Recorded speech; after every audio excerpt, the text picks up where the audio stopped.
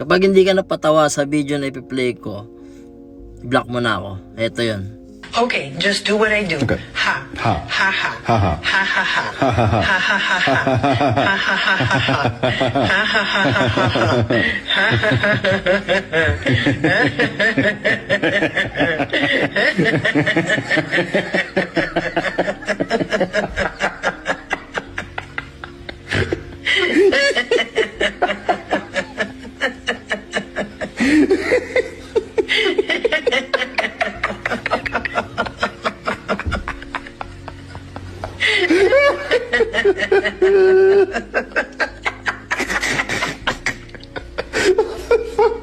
Napansin mo ba yung isang halang, hindi pa yun nakakatawa?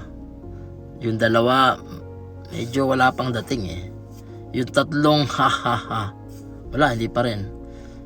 Pero yung pang-apat, medyo nagsisimula ng maramdaman yun ng katawan. Yung gusto nitong gawin. Tapos yung pang-pito o yung pang-walo, yun, dun mo na hindi talaga mapigilan. Bakit ganun? Kasi ganyan gumagana yung utak natin. Sa neuroscience, may tinatawag na neurons. At ang neurons, nagko-connect yun sa isa't isa kapag merong paulit-ulit na stimulus.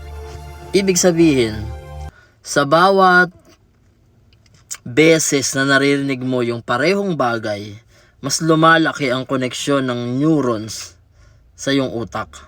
At kapag sapat na yung koneksyon, automatic ka na yung reaction. Yun ang dahilan kung bakit hindi mo mapigilan ang pagtawa. Kapag paulit-ulit mong narinig yung ha, hindi na to intentional. Hindi mo na to pinipilit. Automatic na. Ngayon, bakit to mahalaga sa yung mensahe o sa content mo kung content creator ka? Isipin mo to. Isang beses mong naikwento yung story mo. Tapos merong tao na nakinig. Sa una, hindi pa niya to maiintindihan ng buo. Kasi bago pa lang yung connection ng neurons niya sa mga mensahe mo.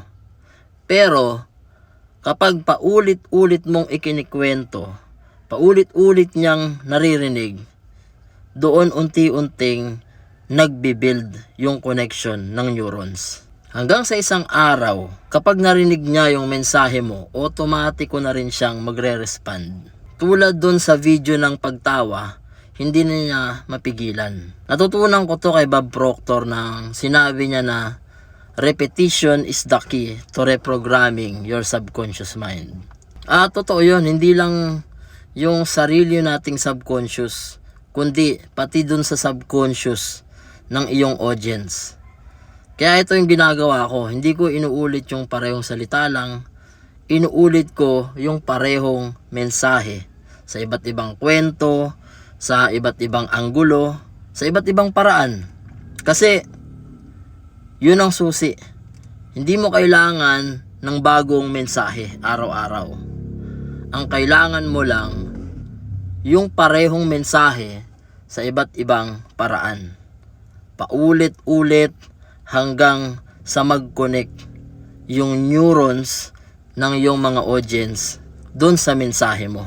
At kapag nangyari yon, hindi na nila mapipigilan yung sarili nila na sundan ka. Tulad nung isang ha na paulit-ulit hanggang sa naging ha. Kaya tanungin mo yung sarili mo, ilang beses mo nang inulit ang iyong mensahe sa iyong audience? Kasi baka hindi pa nagko-connect yung mga neurons nila sa mensahe mo. Hindi dahil hindi maganda yung mensahe mo, kundi baka dahil hindi mo pa inuulit ng sapat.